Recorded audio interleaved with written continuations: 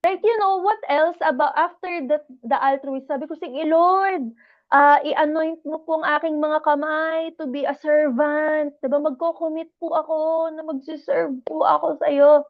Sino dyan yung mga lumapit kay Bishop, nagpa-anoint ng kanilang mga kamay para sa paglilingkod? Kasama po ba kayo dyan? Amen? But hindi lang nagtatapos doon sa anointing ng ating mga kamay at sa ating desire na mag-serve. The next step, no, para tayo ay magpatuloy no sa paglilingkod sa Panginoon is how can we serve the Lord excellently?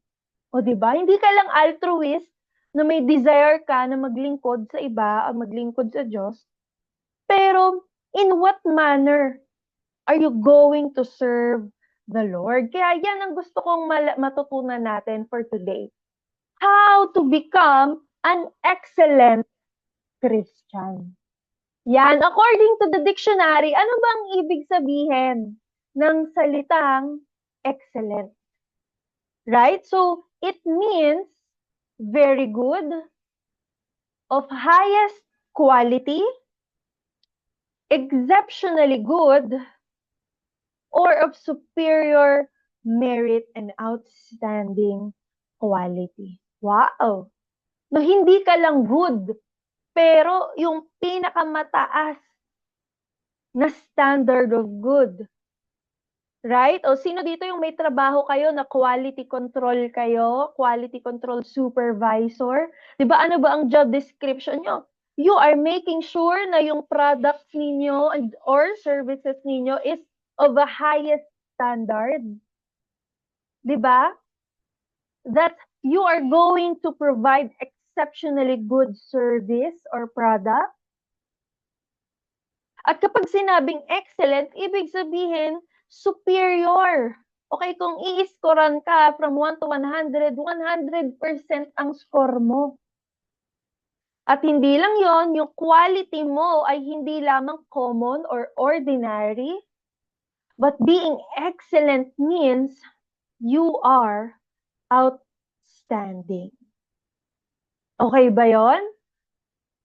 So yun pala ang ibig sabihin ng excellent when it comes to the dictionary. Pero as I study about this, no, sinearch ko ano ba ang sinasabi ng Bible about being excellent? Yan. Ano ba ang sinasabi ng Bible about being excellent? And that's why we are going to discover today na kapag ikaw ay isang follower of Jesus Christ, no, isa sa mga benchmark ng pagiging isang Kristiyano mo, isa sa mga makikita sa iyong buhay is that you exude excellence as a Christian. Wow! So ang excellent pala ay hindi lamang sa score mo, sa school, o kaya sa trabaho, pero sa pagiging Kristiyano mo, dapat pala nagdi-display ka rin ng excellence. So how to be excellent Christian? So tignan natin. 5 points. No, kung gusto mo rin. No, what are the benchmarks of an excellent Christian? It's time for an assessment. Assess natin ang ating mga sarili if we have these benchmarks as an excellent Christian. Number 1, you possess exceptional qualities, great ability, and extraordinary spirit. Ay, grabe naman po itong mga descriptions na ito. Exceptional quality, great ability, and extraordinary spirit. May tao po bang ganito? More specifically, may tao ba in the Bible na ang kanyang pagkakakilala, siya ay naging popular, siya ay naging recognized because of exceptional qualities? Meron po. And that is Daniel. Right? So first example natin ng isang Kristiyano, isang follower, believer of God, na naging excellent sa kanyang buhay. Daniel chapter 6 verse 3, it says here, Daniel distinguished himself above the administrators and satraps because he had an extraordinary spirit. So the king planned to set him over the whole realm. Okay, ano ba yung kwento ni Daniel? Naalala nyo ba? Right? That sa panahon ng mga Babylonians, diba, kinuha nila yung mga young men and women of exceptional qualities. Diba, yung mga handsome na mga young men and women, pero also, they have great qualities. So, yung extraordinary spirit dito, it also means mayroon silang mga qualities that are exceptional. Okay? Great ability. They have this excellent spirit or extraordinary spirit. Pansin mo, ikaw, mayroon kang mga naturally gifted talent. Right? For example, you have this great ability na tumugtog ng musical instrument. Right? Or you have this great ability na magpatakbo ng isang business. Kumbaga, mayroon kang great eye, no? Paano mag-market sa mga customer, magaling kang mag-pitch ng sales, makahakot ng mga customers, magaling kang mag-sales talk, great ability yan. Ano pa? Maari magaling ka naman sa computer work. Diba? Anything na technical, anything na digital work, magaling ka naman doon. Or, magaling kang magluto. Ay, grabe, exceptional. Oy, sino dyan? Exceptional sa pagluluto.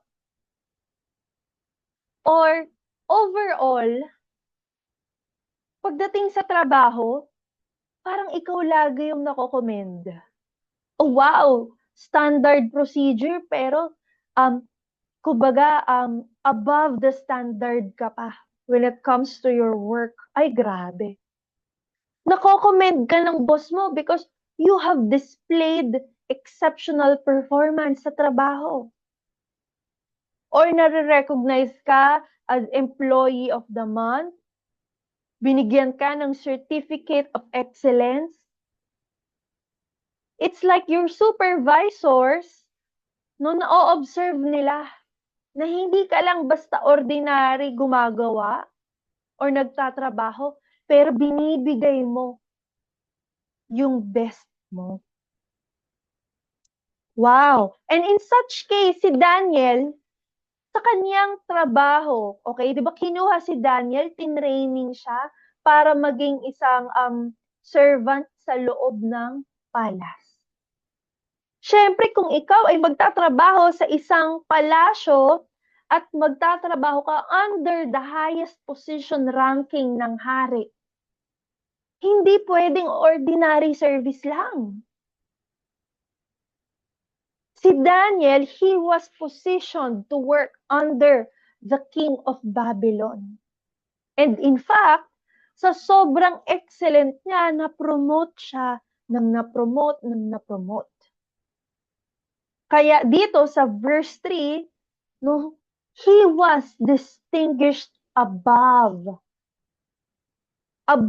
pa sa mga administrators and governors ng Babylon. Kaya naman, the king himself acknowledged yung excellence ni Daniel. Imagine, a pagan kingdom, a pagan worshiping king, diba? Pero recognize niya yung outstanding abilities ni Daniel. Kaya talagang pinlano siya na iposisyon si Daniel sa isang mataas na position where he governs the whole realm. Ay, grabe. Na itataas pa.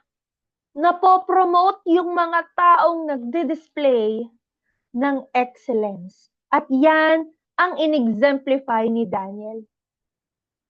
Hindi lamang siya isang simpleng God worshipper, okay, who worships the God of Israel. Pero kahit na wala na siya sa kaniyang sinilangang bansa, siya ay dinala sa isang foreign country, okay, where they are worshiping other gods. Still, he displayed outstanding performance. Parang ikaw, di ba? Isa kang Kristiyano, pero napunta ka sa isang bansa who is not Christian. Inilagay ka sa isang kumpanya, but you are displaying extraordinary performance sa iyong trabaho. Hindi ba para kang isang Daniel dyan sa bansang yan?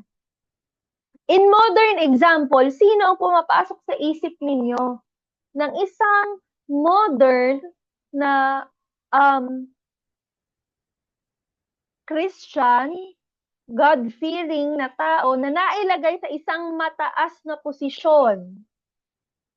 For example, in the field of politics, sino ang pumapasok sa inyong isip na masasabi nating modern day example ni Daniel? He is recognized for his good governance and excellent performance sa kanyang trabaho. The first person that comes to my mind na maaring nag-display ng excellence in his field is Pasig City Mayor Vico Soto. O, di ba? Pareho tayo ng naisip. So, he is making waves as a young government official in the city of Pasig. Pero ilang years pa lang, no, sa umpisa pa lang ng kanyang paglilingkod, he has already displayed excellence.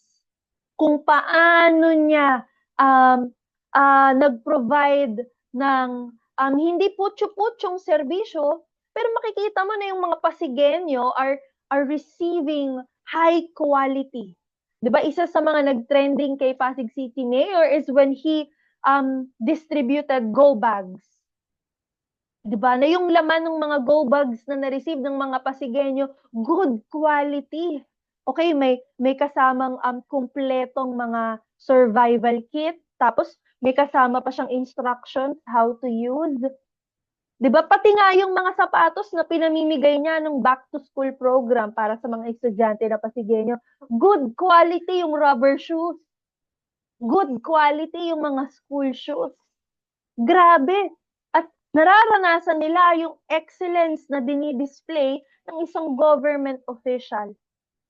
Hindi lamang siya basta government official, pero siya ay may values ng isang Kristiyano na nagdi-display ng outstanding qualities.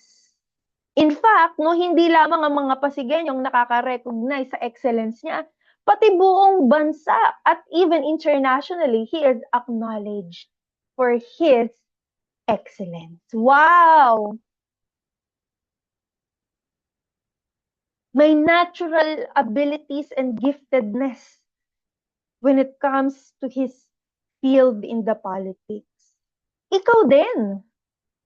When you also serve, halimbawa, natap ka ni pastor na mag-serve in the church, you can also display your talent excellently. Diba? Sige, pastor, pwede ako dyan, magsiserve ako as a prayer warrior. Then you can lead in prayer excellently.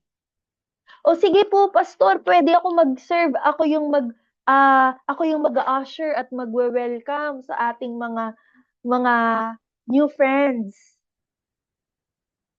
Then you can become an excellent usher, no? Pagpasok pa lang nila, warm welcome na. Okay? Kapag kinausap mo na yung mga new friends, they already feel welcome sa ating church. Inside the church, and even sa ating mga workplace, sa ating community, we can display excellence. Wow! Number 2, excellence benchmark. is excellent character.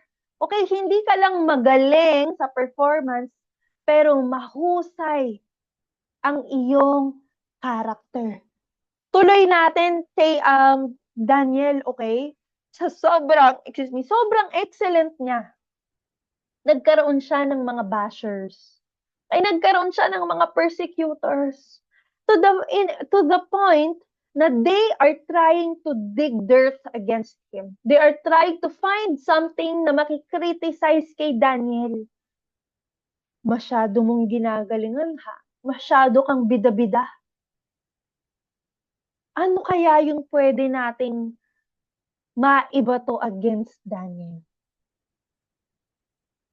Sabi sa Daniel 6 verse 4, the administrators, the satraps, therefore, kept trying to find a charge against Daniel regarding the kingdom. But they could find no charge or no corruption, for he was trustworthy. And no negligence or corruption was found in him. Ay, grabe! Magaling na sa trabaho, mahusay pa pagdating sa kanyang integrity and character. Ooh! Grabe ka naman talaga, Daniel! Ang excellence ay hindi lamang sa kanyang performance, sa kanyang trabaho, pero maging sa kanyang ugali. Siya po ay mapagkakatiwalaan. Kahit na maghanap sila ng mga maibabato against him, wala po silang mahanap. There is no corruption na ma-charge against Daniel. Hindi tulad sa nangyayari sa ating mga government officials ngayon dito sa Pilipinas, no? They are put to trial at kung ano-ano ng mga baho ang lumalabas ngayon. No, all kinds of corruption ay nagsisilabasan na. Pero pagdating sa isang excellent Christian, ay faithful yan. Responsible yan sa trabahong iniatas sa kanya. Sa job description na binigay sa'yo sa iyong company, trustworthy at reliable yan. Ikaw ba kapag in-evaluate yung performance mo sa iyong trabaho, ano kaya ang score na maibibigay sa'yo sa evaluation?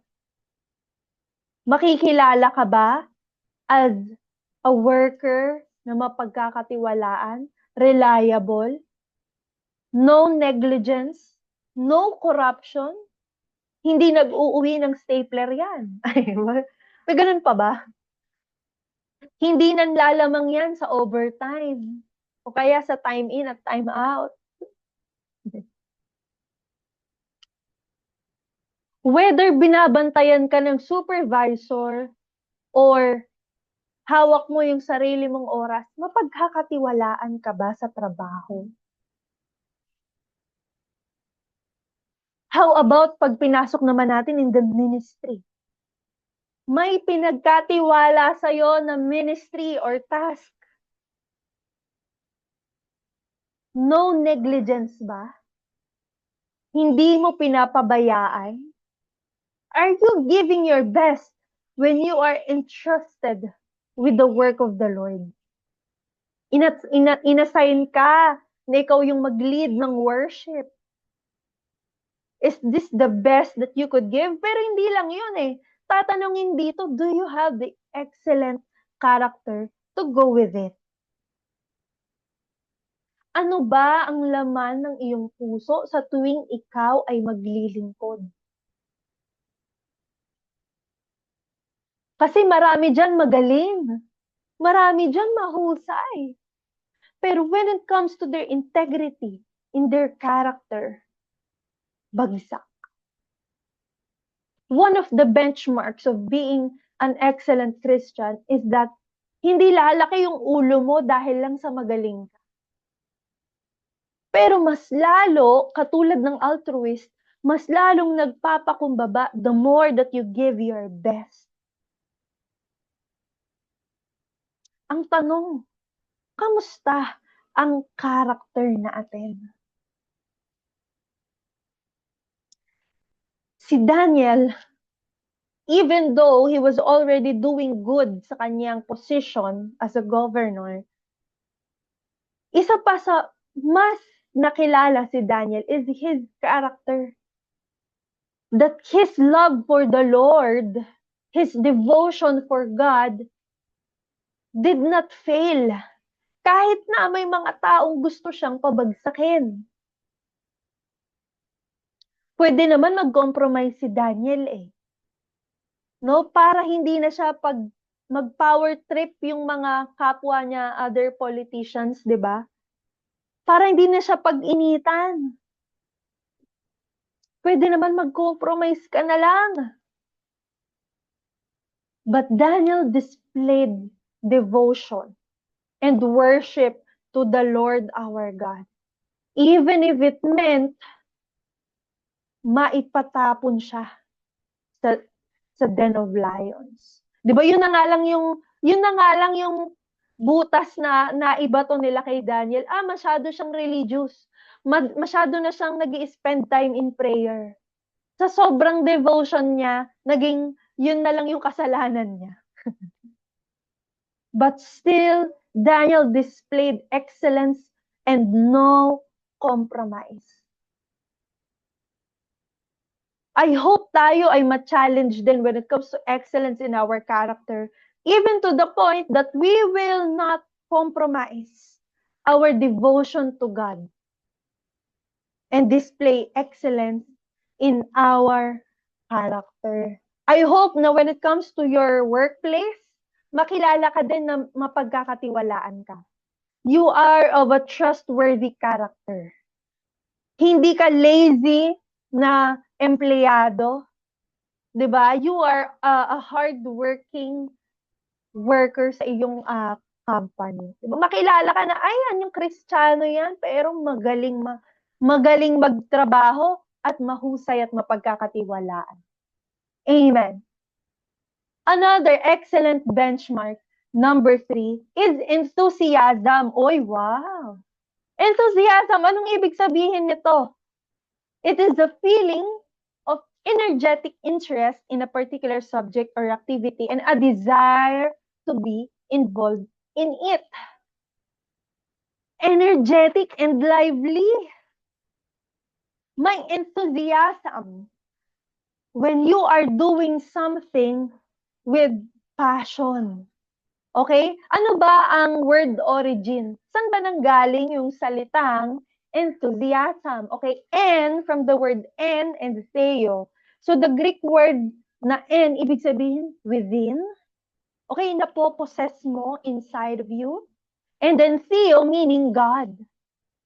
So when you put together within God.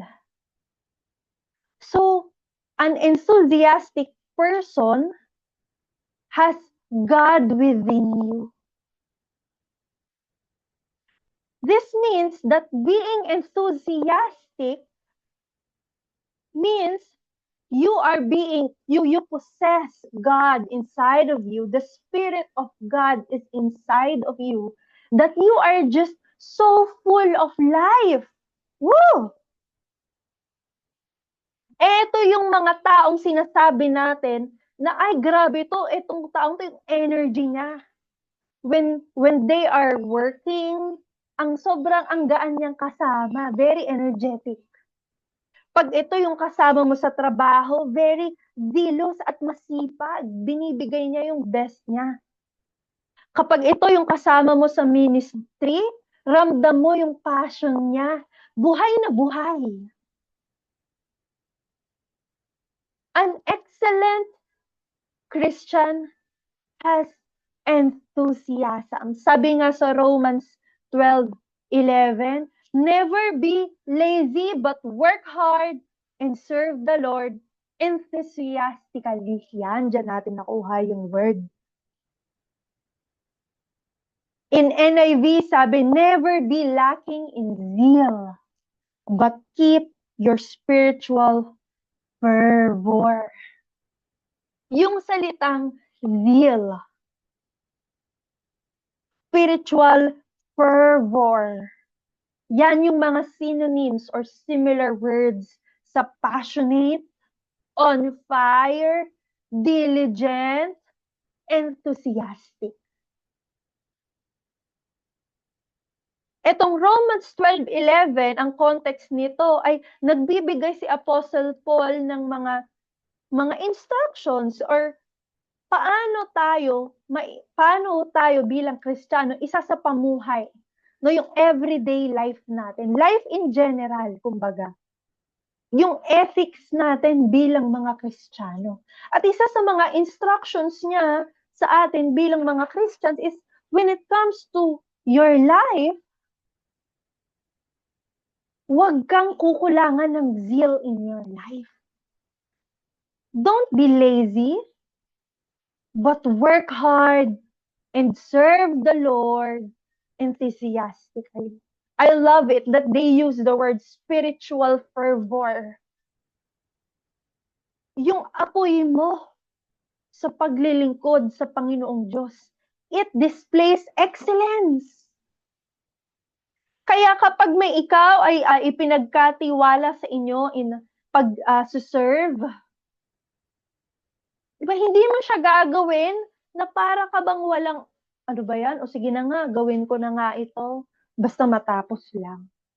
Hindi mapapansin mo ng isang excellent Christian, pag binigyan siya ng pagkakataon na maglingkod sa Panginoon, ibibigay niya yung best niya. Mapapansin mo na buhay siya.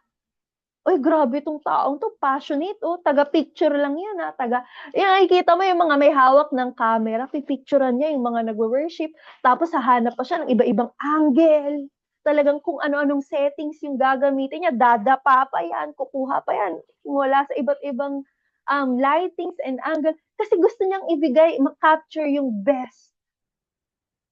Kahit siya ay behind the scenes as a photographer or videographer, may passion siya to serve the Lord. Ang excellence ay hindi lamang para sa mga taong nabibigyan ng spotlight sa harap, yung mga magsasalita, pero even the people na nagki-click, o taga-click ka, PowerPoint, pero ibibigay mo yung best mo, no? Nasa tamang timing, o kaya maganda yung pagkaka-create mo ng iyong PowerPoint, binigay mo yung best mo. Wow! Even in sharing the good news, kapag ikaw naman yung nagla-live track sa new friend, o di ba kahit ilang beses ka nang nagpa-practice na mag-live track, paulit-ulit mo na lang yung ginagawa, ikaw lagi yung nag-share ng gospel sa new friend, pero binibigay mo pa rin enthusiastically. Kasi new friend to para sa new friend, first time niyang maririnig yung gospel. And with that, nag-aapoy ka. Wow, I am zealous. Even, in fact, di ba ginamit yung word na zeal?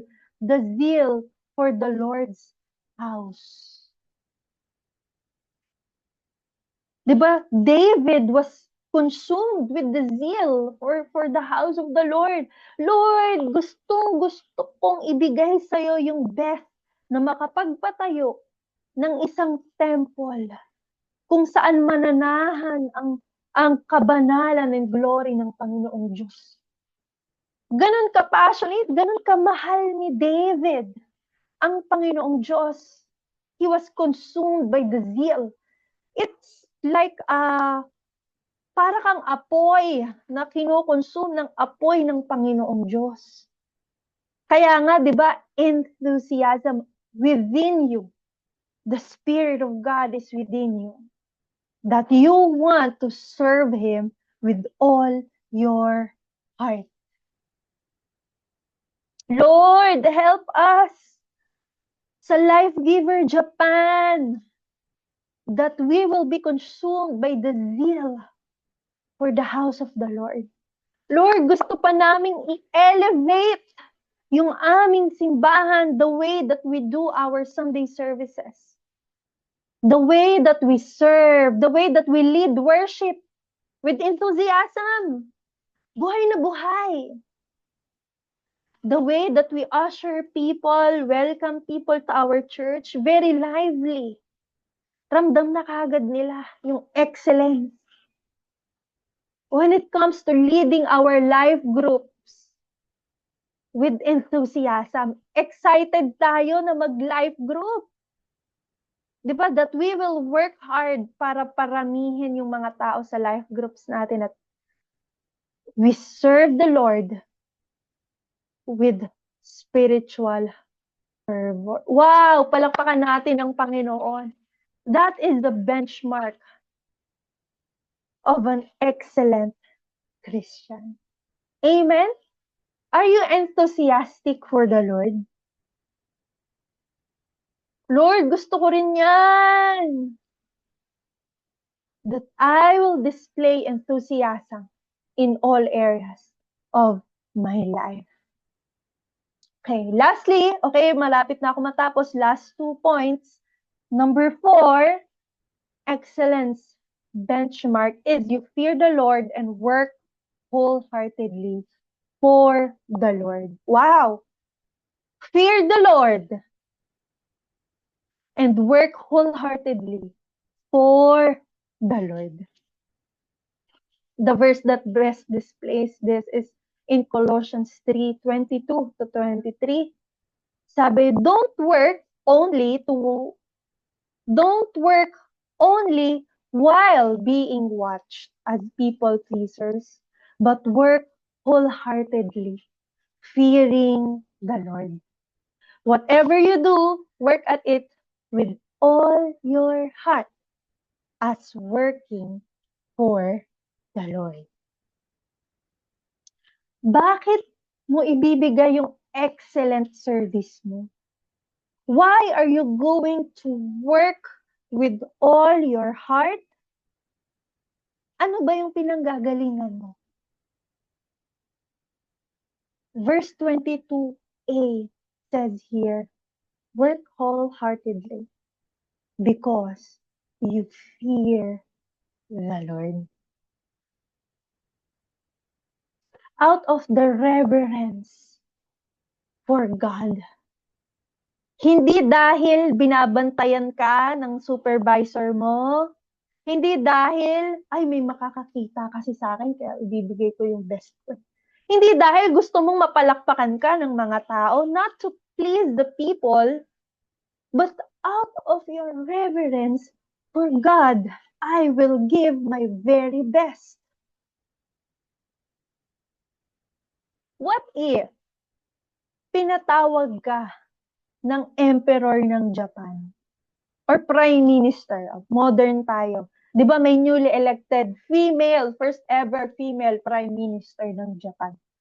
Pinatawag ka. Okay? Sabi niya, pinapatawag kita as a representative of your church. As a representative of your church, isi-share mo sa akin ano ang mayroon sa Christianity. At bakit ako kailangang makinig sa iyo? 'Di ba? So, if you are going to meet the prime minister, hindi ba ikaw ay, oh my God, I have to bring out the best of my outfit. O nako, the best of your best ng itsura mo, paghahandaan mo yung sasabihin mo sa prime minister, kakabisaduhin mo, tapos magpa-practice ka, tapos kailangan you have to look your best, and you're going to perform your best. Haharap ka sa prime minister, sa pinakamataas na tao sa bansang yan. How much more if you are going to face and serve the highest and of highest positions, the King of Kings, the Lord of Lords? Hindi ba you are going to also give your best to the Lord? Work at it with all your heart out of the reverence natin sa Panginoong Diyos. Kaya sa lahat dito ng mga nais mag-serve sa ministry, ang paglilingkuran natin ay hindi si Rev Narvin. Ang paglilingkuran natin ay hindi si Bishop Manny. But when you serve, you are going to serve the Lord.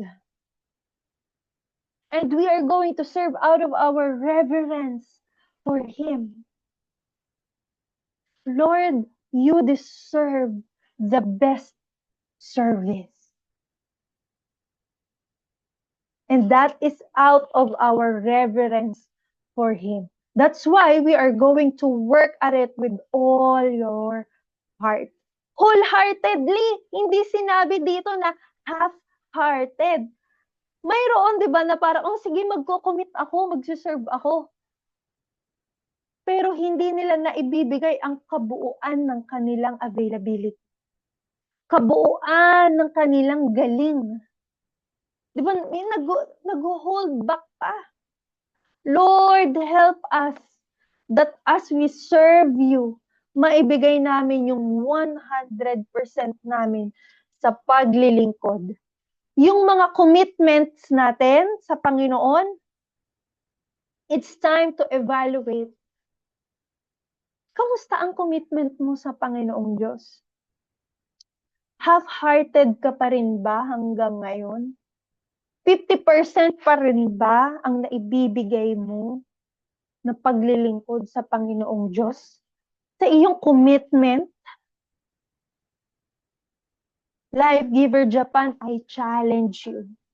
This time, let's give our whole heart, our 100% commitment to the Lord. Because, hindi ba deserve niya naman ang 100% mo? Hindi ba deserve naman ni Lord ang full commitment mo? Hindi yung minsan nandyan, minsan hindi. Minsan maaasahan, minsan wala. If you really fear the Lord, you are going to serve Him wholeheartedly and honor Him as you work for the Lord. Amen. Lord, tulungan mo po kami na ma-embody ang excellence with all our heart. Dahil hindi naman po human masters ang piniplease namin, hindi lang naman yung well done na galing kay Rev Narwin or well done na galing kay Bishop Manny. Pero yung well done na manggagaling sa ating Panginoong Diyos. With the level of commitment that you are giving right now, makakarinig ka kaya ng well done mula kay Lord?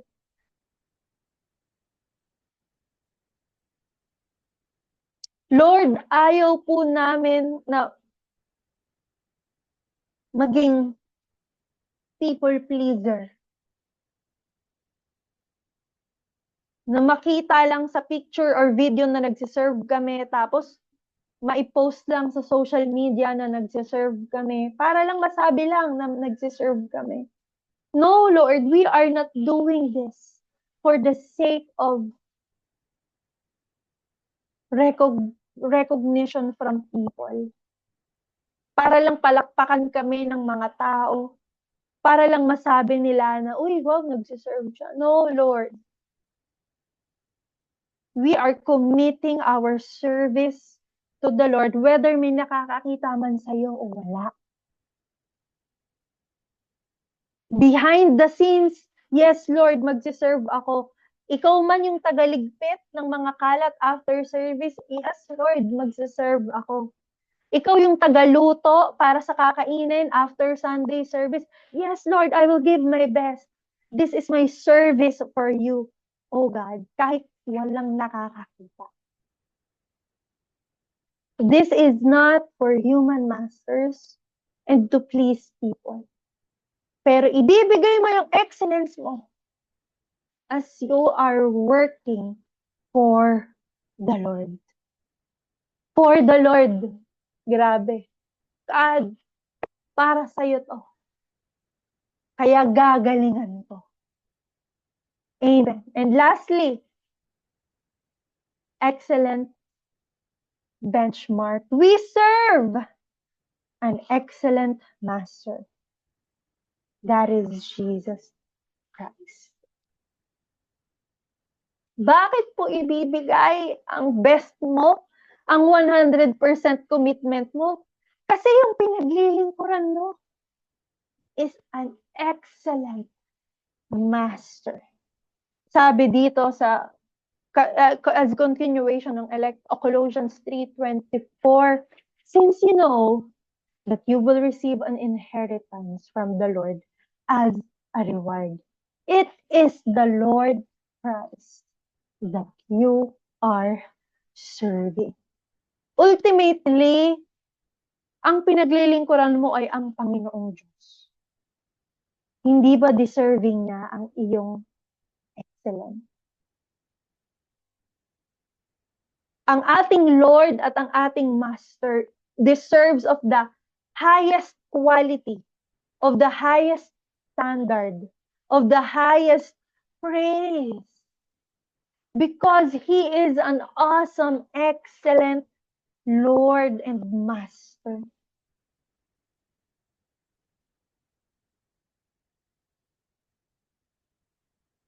As a Christian, dinidisplay natin yung excellence ng ating Panginoong Jesus.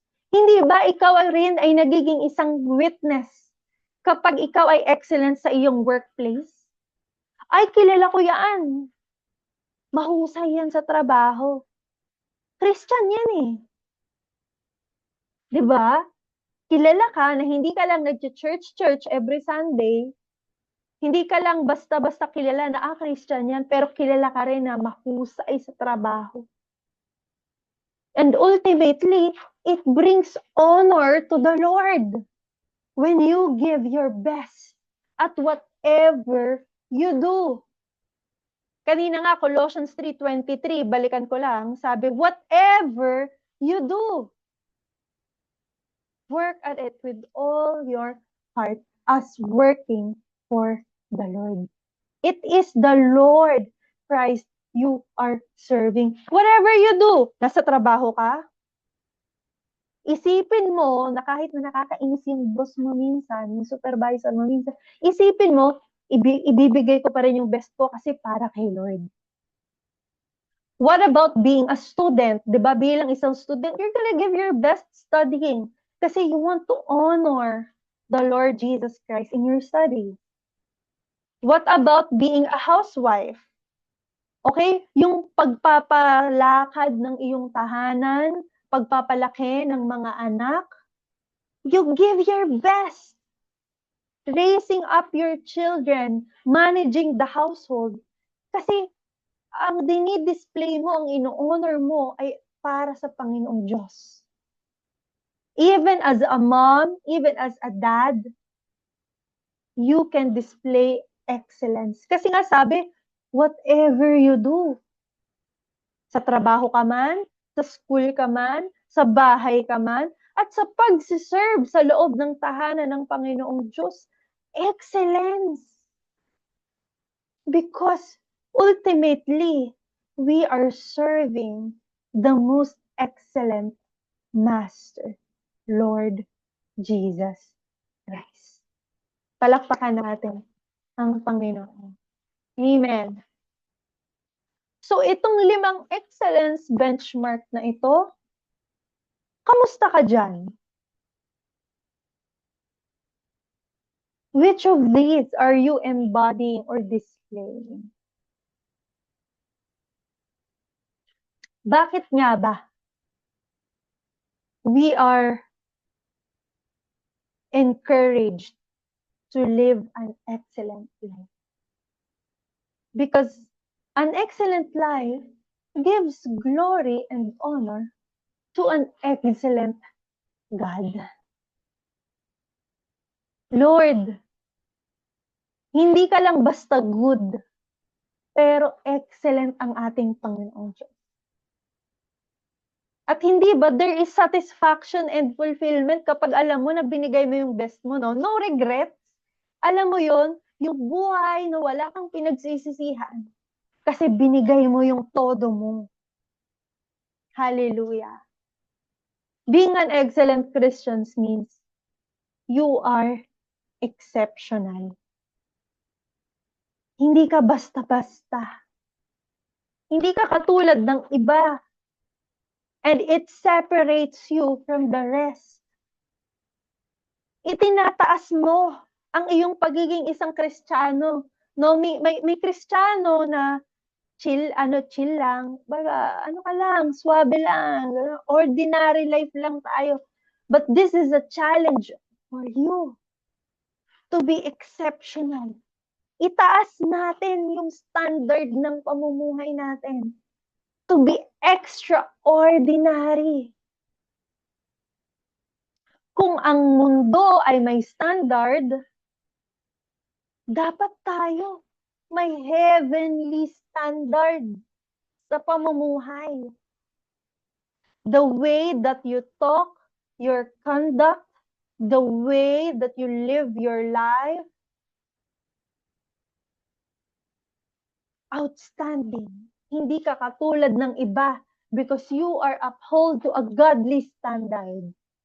Pangalawa, an excellent Christian means you are setting a good example. Karapat-dapat tularan. Ang mga taong may excellent na pamumuhay, excellent magtrabaho, excellent mag-serve in the ministry, tinutularan yan. In all your ways, you are setting an example. Ito yung mga bagay na admirable at karapat-dapat lang naman talaga na sundan. Worthy to follow the example. At kung ikaw bilang isang nanay, tatay, isang magulang, you are displaying excellence sa pagsiserve, excellence in your Christian life in general, karapat-dapat lang nasundan ng ang mga anak. That they will also be taught excellence as well. Pag nakita nila na nag-excel si mommy and daddy sa church, nag-excel sila sa trabaho, it goes to the same na sila rin ay mag-excel sila sa kanilang pag-aaral. Nai-inspire at nata-challenge ang mga kabataan as they see you as an example. And if we follow Jesus Christ, dapat lang naman talaga na ang example din natin ay excellent. As people follow our example. And lastly, excellent Christians means you are exalting God. The highest praise. And remember, in the Bible, only the most perfect chosen sacrifice is worthy to be offered to the Lord. The only acceptable offering and sacrifice is yung sacrifice na perfect, walang blemish, that you give your best. Sa worship and sacrifice, you give your best. That's the only acceptable for the Lord. Paano pa kaya sa paglilingkod mo sa Panginoong Diyos? Hindi pwede yung ordinary. Hindi pwede yung mali-mali. Hindi pwede yung putyo-putyo. Hindi pwede yung pangit ang ibibigay mo sa Panginoong Diyos.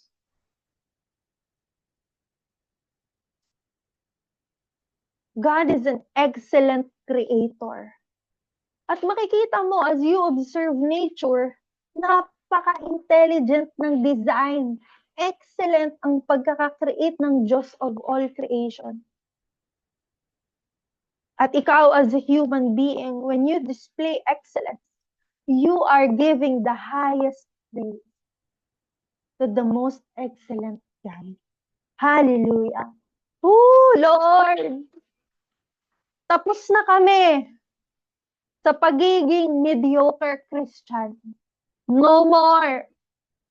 Hindi na kami papayag na maging ordinaryo lamang. It's time to elevate.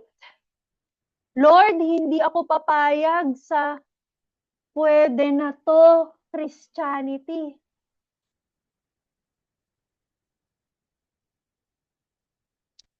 Hindi ako papayag sa okay na to. Kanina ko lang pinaghandaan. Oh, okay na yan. Lord, patawarin mo kami sa mga pagkakataon na naging lazy kami sa pag-serve, ministry man, o sa Christian life, or sa pagiging isang worker, in general. Lord, patawarin mo po kami.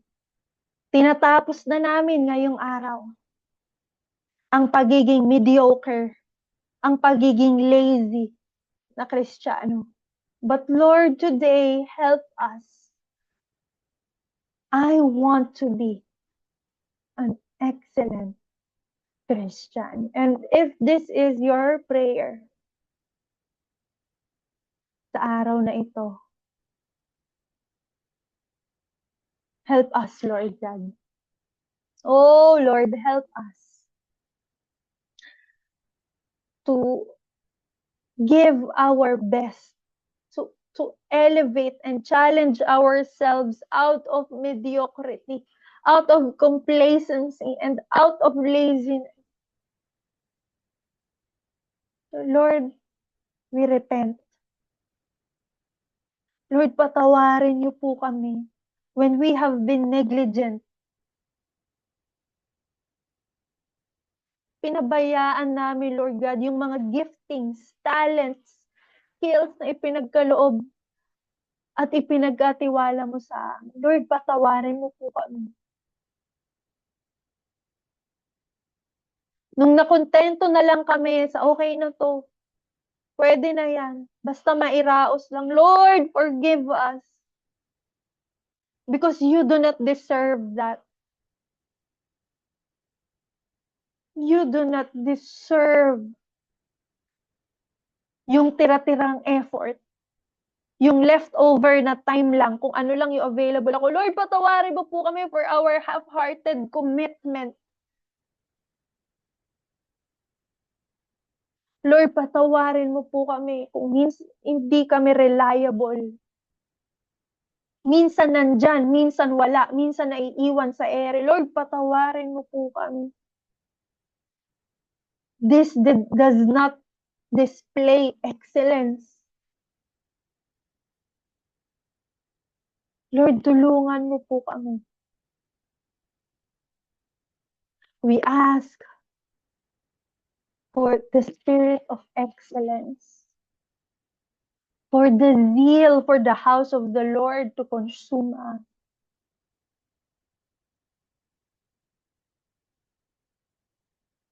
That the house of the Lord will be filled with people who are full of life.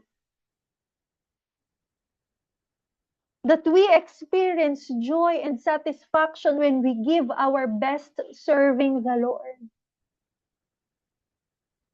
Lord, I pray na matagpuan muli namin yung joy in serving you. The joy when we give our best. The joy of being part, contributing, participating. The joy of being an active member of the house of the Lord. Na ang katawan ni Kristo ay hindi matamlay o papatay-patay. Pero binubuo ito ng different parts of the body that is full of life, full of energy. Oh Lord, our God, fill your church once again with the spirit of excellence. Fill Life Giver Japan with zeal for the house of the Lord, that the fire of the Holy Spirit will fill us once again, that we will want to give our best work diligently and passionately para sa aming simbahan. Lord, help us catch the fire for the zeal for the house of the Lord. Lord, mahalin namin ang iyong simbahan. That we will want to honor God by serving you, by displaying our best, even in our church, in our families, and in our workplaces. Na maging mabuting example kami. Kahit saan kami dalhin, kahit anong gawin namin, kahit anong trabaho ang ibigay sa amin, we display excellence that display the excellence of our God.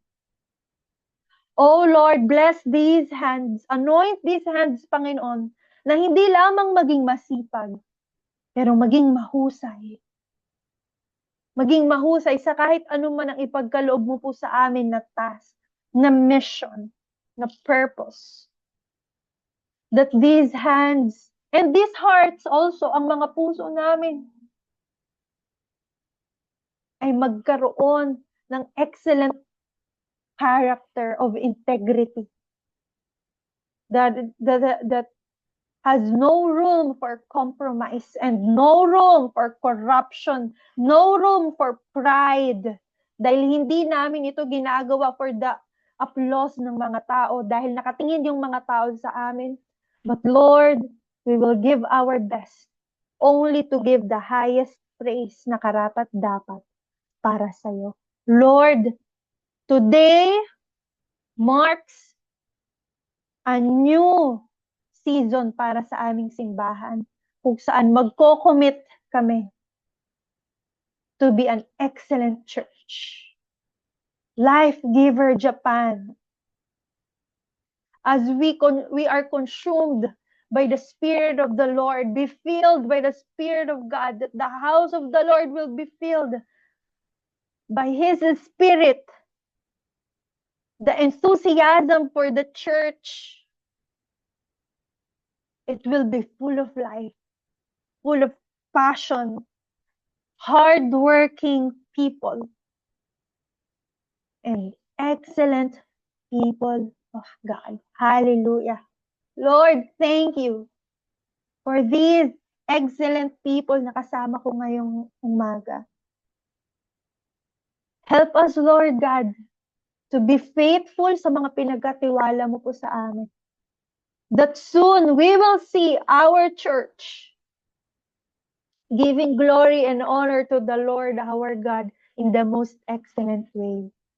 Thank you, God, for this inspiration, for this motivation na na-receive namin, for the spirit of excellence that we receive today. Thank you, Lord. Thank you, Lord. We praise you, Lord. In Jesus' mighty name.